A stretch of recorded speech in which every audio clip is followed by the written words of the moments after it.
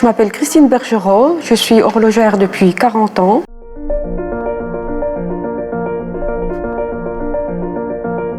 Moi, entre guillemets, je suis tombée un petit peu dans l'horlogerie par hasard. À l'adolescence, je ne sais pas trop quoi faire. J'avais l'esprit mécanique, j'étais rigoureux, j'aimais bien la minutie. J'ai choisi un métier, puis finalement, qui m'a plu. J'ai choisi un petit peu au hasard, mais finalement, j'ai trouvé beaucoup de satisfaction. J'ai fait un BEP horlogerie. J'ai trouvé donc du travail tout de suite dans l'horlogerie, malgré que les débouchés à cette époque n'étaient pas flamboyants, c'était plutôt morose.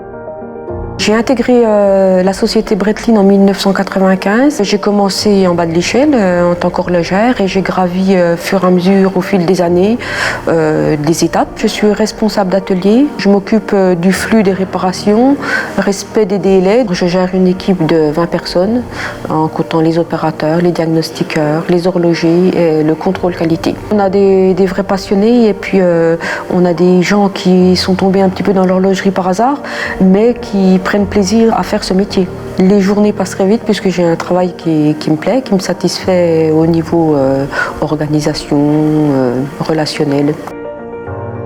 Quand j'étais formatrice, c'est vrai, ce qui me plaisait, c'est de transmettre un petit peu le métier de l'horlogerie. Nous accueillons des nouvelles recrues pour assurer les départs des horlogers. Une fois intégrés dans l'atelier, peuvent évoluer rapidement vers des mouvements de plus en plus compliqués.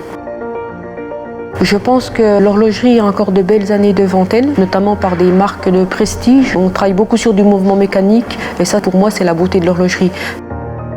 Les conseils que je pourrais donner pour quelqu'un qui veut se lancer dans l'horlogerie, c'est d'abord d'avoir un esprit mécanique, la sens du travail bien fait. Il faut être très minutieux, très propre. Si la personne a tous ces éléments-là, forcément, elle se plaira dans ce métier-là.